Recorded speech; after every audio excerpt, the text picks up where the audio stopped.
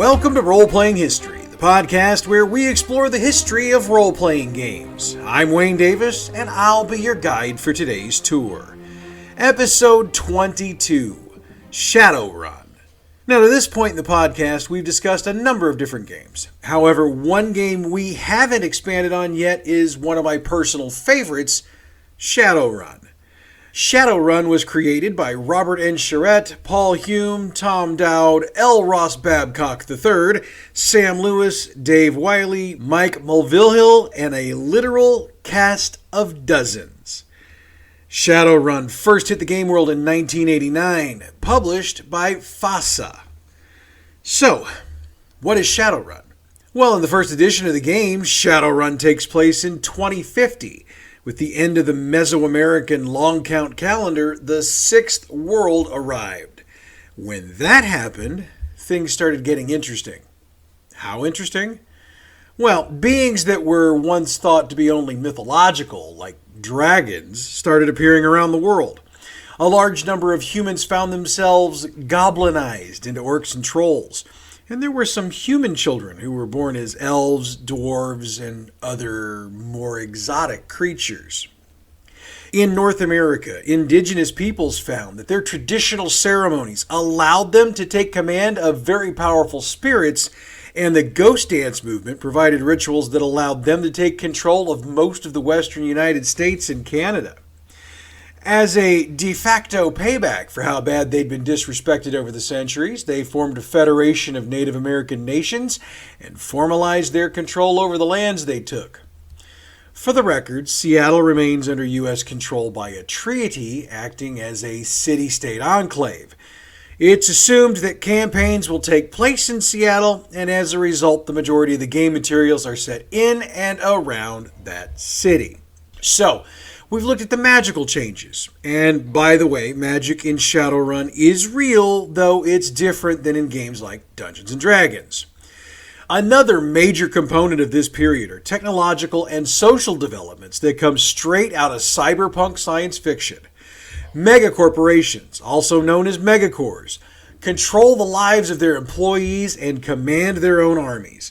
To top that, the 10 largest megacorps actually have extraterritoriality, which makes them akin to foreign heads of state. And by the way, extraterritoriality exists in reality today.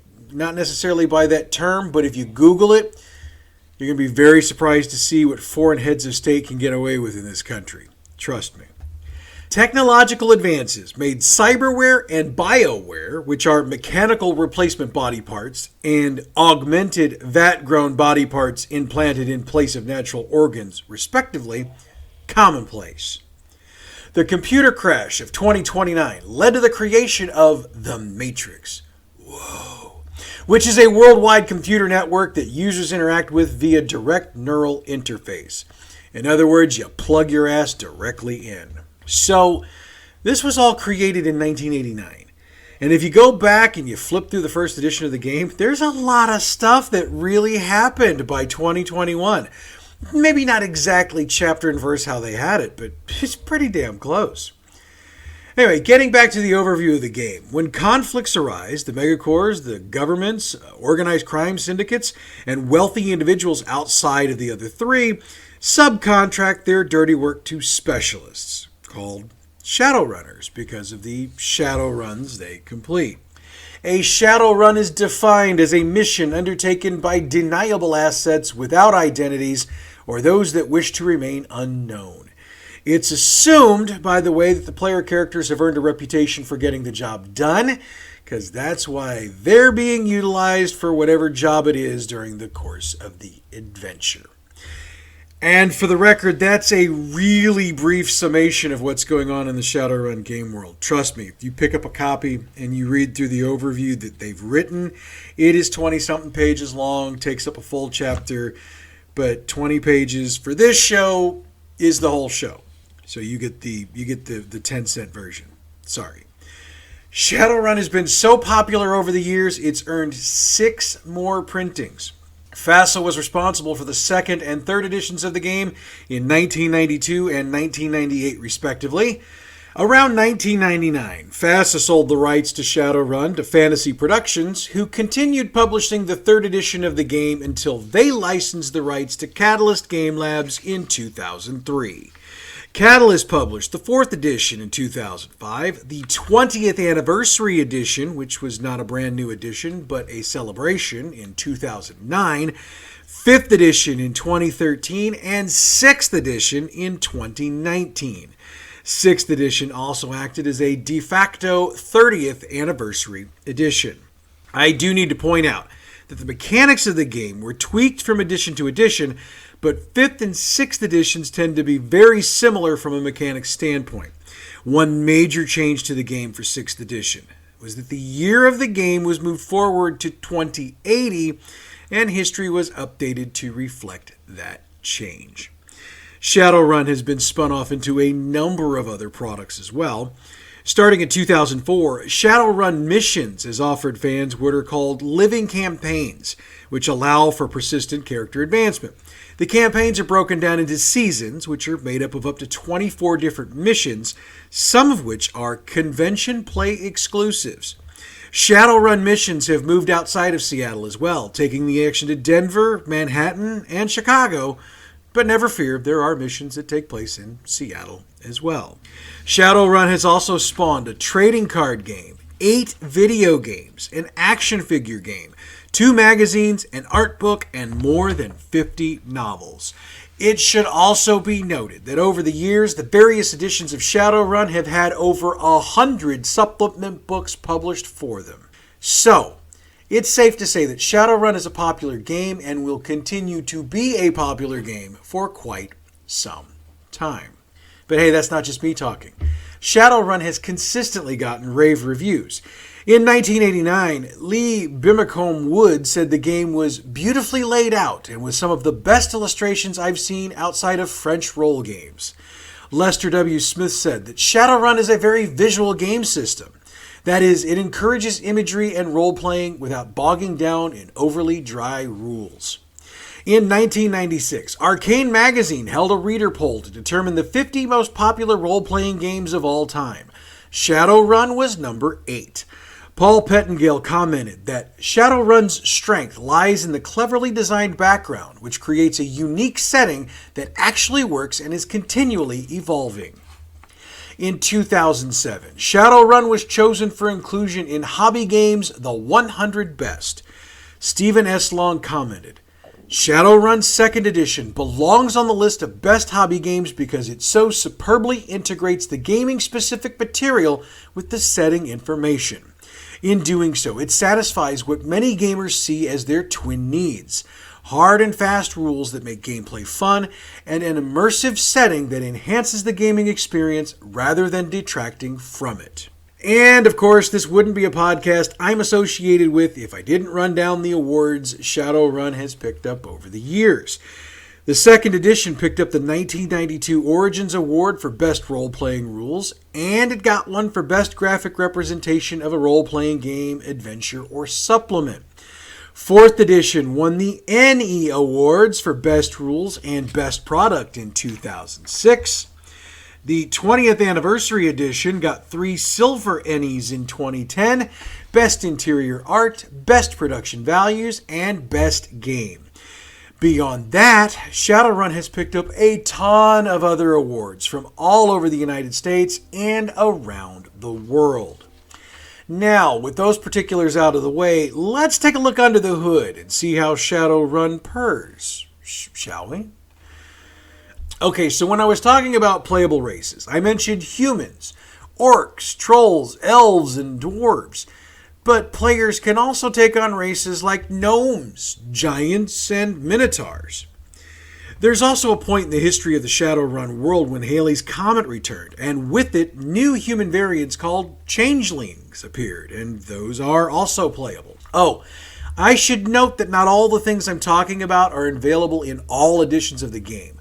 Unless I note otherwise from this point forward, let's just assume I'm talking about 6th edition, which is the current edition of the game. Alright, I've talked about player characters, but we need to talk about what the characters will be facing. I gotta tell you, it's a smorgasbord. Banshees, goblins, ghouls, vampires, wendigos, dragons. Oh my! However, I should note that in Shadowrun, dragons shouldn't be encountered frequently, as they are exceptionally powerful physically, magically, and usually financially.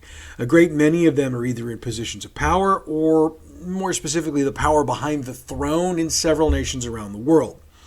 And of course, characters can run into NPCs of all the races that are also playable. Now, I can go ahead and get into magic and technology in great detail, and while a lot of you would probably dig that, there's a lot of you that would probably find the minutia of that boring. So, I'm just going to skim the surface of the tech, and I'll touch on the magic side of things a bit. But I would strongly suggest, if you really want to deep dive this, get a copy of the Shadowrun rules, especially since I know no matter how deep I dive and how great my stories are, they just don't do it justice. Characters in a Shadowrun game have the ability to have all kinds of cyberware and bioware, and I defined those a few minutes ago. In fact, there are types of both that, as you would expect, provide positive advantages to various statistics and actions throughout the game. However, there are also some character types that strongly encourage players to avoid cyberware and bioware, and the game itself is kind of designed to discourage putting in too much of that stuff, because basically the player risks losing humanity if they overload themselves on the artificial stuff. The levels of technology in this game, especially as it pertains to the Matrix itself, is amazing. If you've seen the movie Free Guy, you got a bit of an idea about how the Matrix works in Shadowrun, though, yeah, I totally acknowledge it's not a one-to-one, but it can at least give you a little bit of a visual observation of it. But it's just the beginning. The movie The Matrix kind of actually doesn't do a bad job either, if you want to get a little old school and go back and see that. Whoa. There are also character types in Shadowrun that focus particularly on countering the technology: deckers and riggers. The riggers focus more on using technology to control various vehicles and drones remotely, and they do that with their mind, while the deckers use tech to basically cut their way through systems they shouldn't be in. They were originally called deckers, then they were changed to hackers, but they've since been changed back to deckers again. Magic in Shadowrun is performed by those who are deemed to be awakened. Practitioners can cast spells, summon spirits, and create magical artifacts called foci. They follow traditions that dictate how they understand magic. Now, I mentioned above that magic doesn't work the same as it does in Dungeons & Dragons, which is true. However, if you go through the system with a fine-toothed comb, you will see a lot of similarities. However, I would argue that this is because there are only so many ways you can do magic. I mean, whether you call them Gandalf, Harry Potter, or Grogu, to some extent there's a similar type of magic involved. And yes, I just insinuated that the Force is a type of magic. It's my opinion, you're welcome to disagree with me, but let's move on. Alright, let's take a look at the rest of the character archetypes available in the game. I mentioned the deckers, the riggers, and the magicians. There are also the street samurai, who load up on cyberware and bioware and focus on physical combat. The faces, who are, as you would expect, the face of the runner team, therefore being the one who handles negotiations and other contacts for the team. I should also note that the magician types are broken down into subgroups as well, each with its own focus. However, I do need to mention that while there are character archetypes, these aren't classes like D&D. Any character can put focus in just about anything. The only limit comes when you go for specializations. That would be because in order to specialize in something, you have to not focus in another area.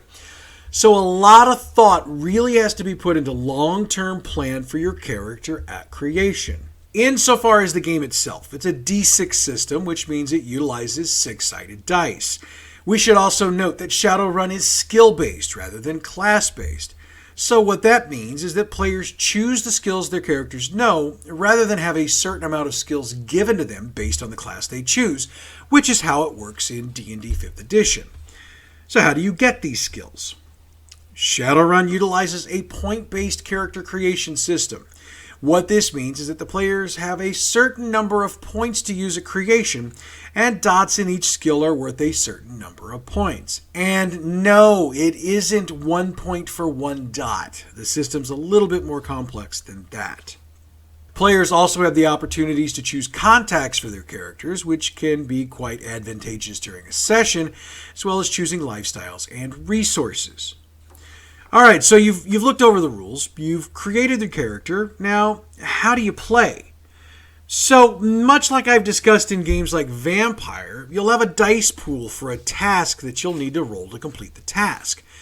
For example, you might be told by your GM to roll dexterity plus athletics to accomplish that task. So you'd roll a number of dice equal to the number of dots in those two categories.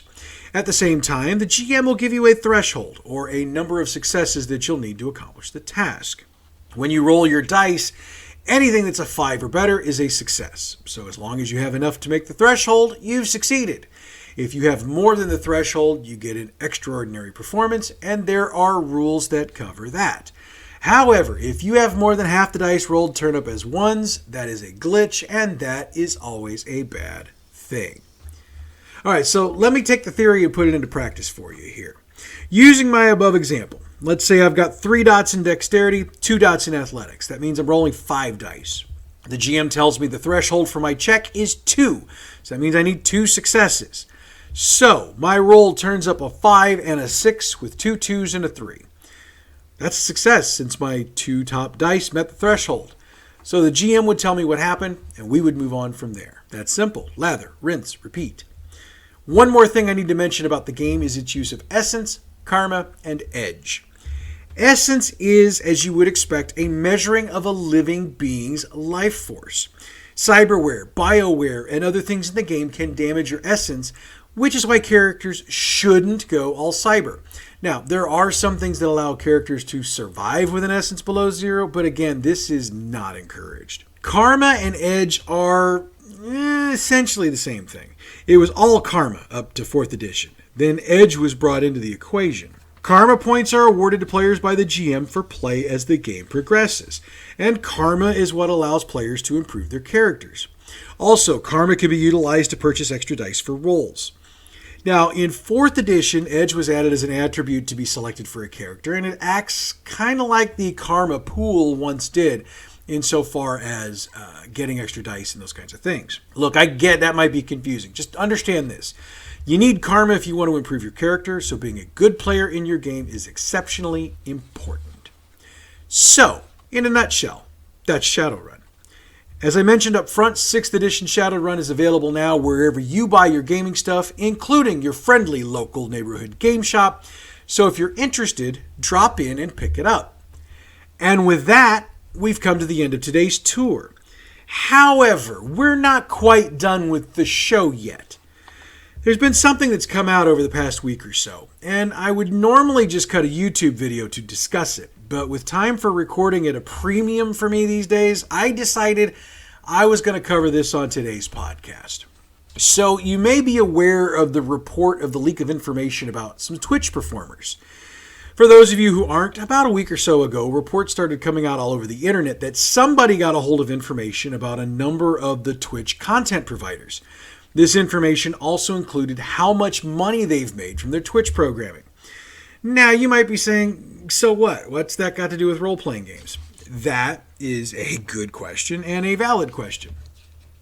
Well, it just so happens that the top earner on the list of released channels was Critical Role. Again, for those not in the know, Critical Role is a live play D&D game that's streamed every Thursday night on Twitch. In fact, as this episode drops, the first episode of the new campaign just dropped last night. Anyway, it was reported that from August of 2019 to October of this year, Critical Role made about $9.6 million off their Twitch channel.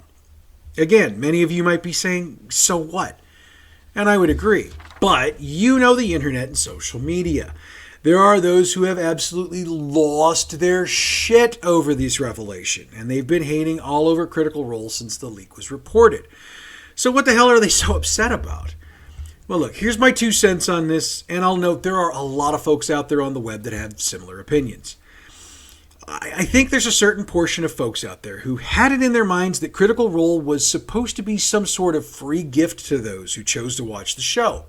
In their minds, the players, who, as I've noted in the past, are all actors and producers, should be forking out the money to fund the games and therefore the channel on their own.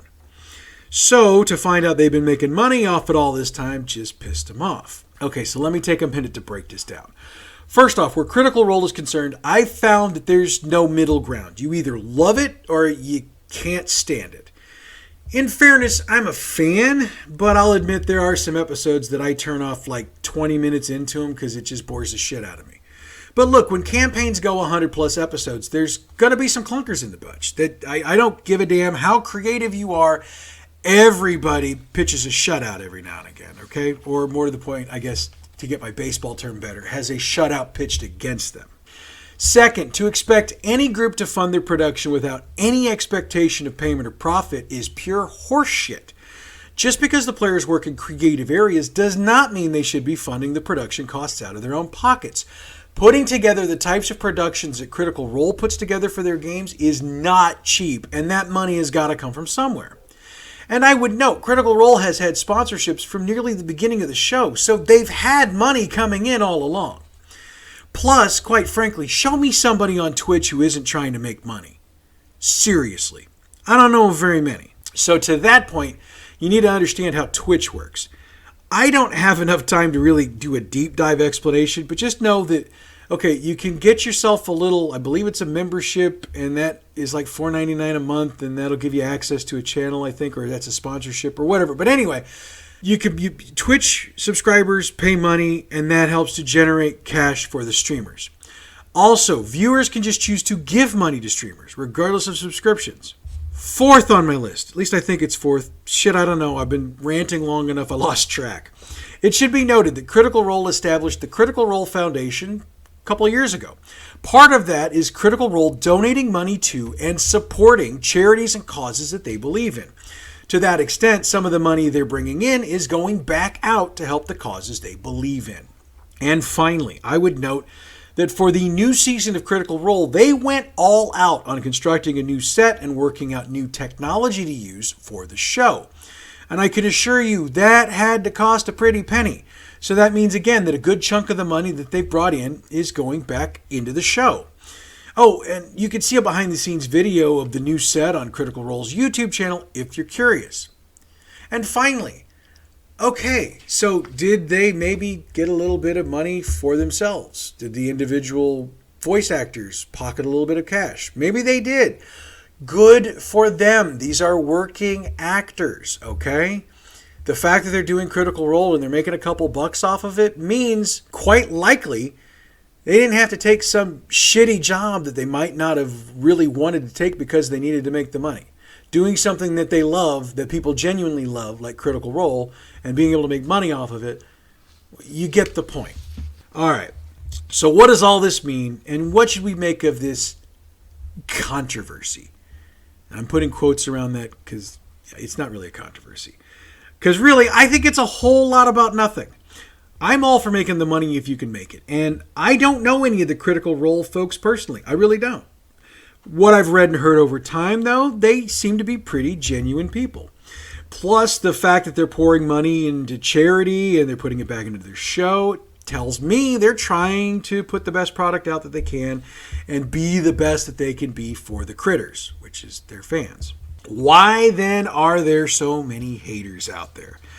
Look, man, the simple answer is that haters are always going to hate.